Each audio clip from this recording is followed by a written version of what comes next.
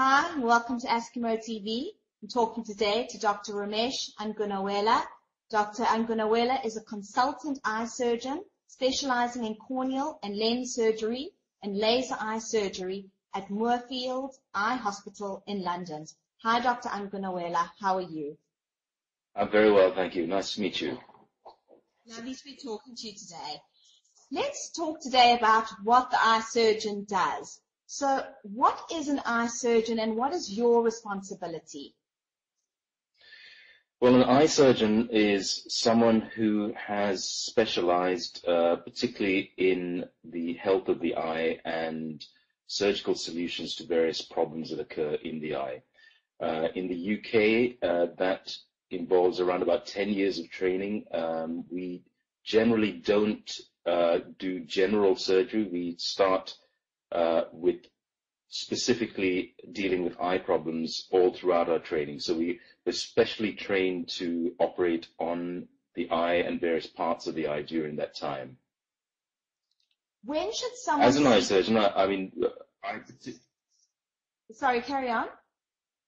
Sorry, I was just going to say that the last part of your question, what do I have to deal with as an eye surgeon? But we generally tend to specialize a lot, and in my case, I specialize in problems with the cornea, which is the front clear window of the eye, and problems with the front part of the eye, so cataracts and various issues with the anatomy of the front part of the eye. So I get patients who have corneal failure, for instance, or cataracts, or who want to have their vision corrected, who come to me for their surgery, and I perform a variety of operations to essentially improve their vision. That's usually the aim of their surgery.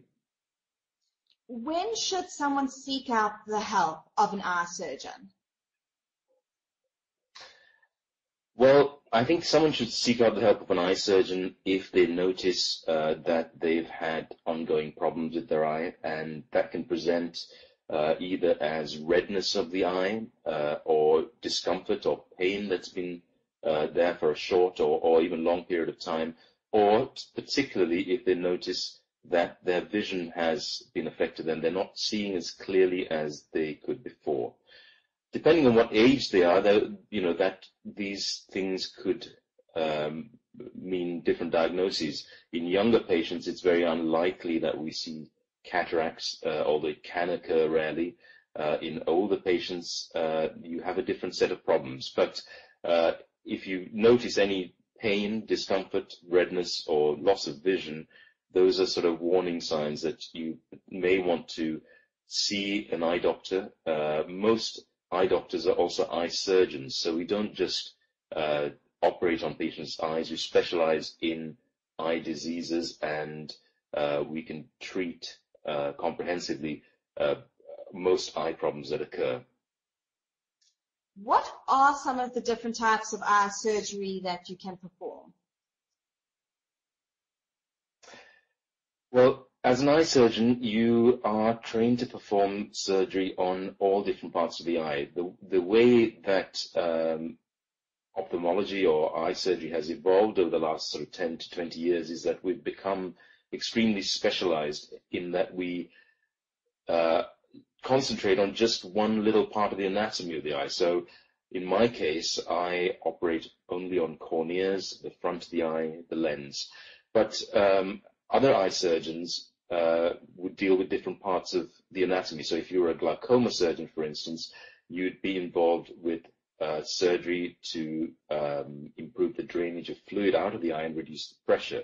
If you're a retinal surgeon, you'd be involved with operating on patients with retinal tears or retinal detachments and dealing with problems with the retina. If you were a squint surgeon, you'd deal with children or adults who had a squint. That's where the eyes don't move properly, so you'd operate on the muscles of the eye to align the eyes and help them move synchronously. You could also be an eye plastic surgeon, so you could deal with the structures around the eye, like the eyelids and the skin around the eyelids, and you'd focus just on that sort of surgery. So we're very super specialized, and people sometimes find it difficult to understand how you can divide such a small structure into so many subspecialties. But That's how eye surgery is now structured, and it's because it's become so sophisticated and technologically advanced that we can do more to each little part of the eye and achieve greater results. What are some of the techniques that you can use? Are they all invasive? Well, if you start from the front, I mean, the least invasive technique I use is laser eye surgery. That's a technique to get rid of the need for glasses. So if you're short or long-sighted, you'd come to see me to see whether you can have laser eye surgery done. Laser eye surgery is a technique that's done on the surface of the eye to reshape the cornea, the front window of the eye. So it's not invasive. It's an external procedure, if you like, and the surface skin of the eye heals over it. Probably moving backwards, the second much more invasive operation I do is some sort of corneal transplant, and I do a number of different transplants for various corneal problems, and it's possible to actually split the cornea into different layers.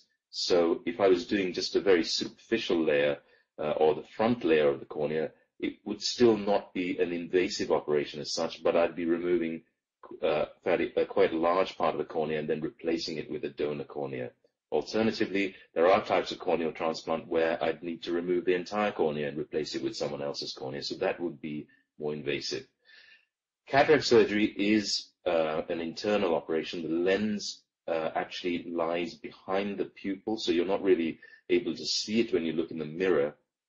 But to get to it, I need to be inside the eye and be able to manipulate my instruments around the inside of the eye to be able to remove the cataract.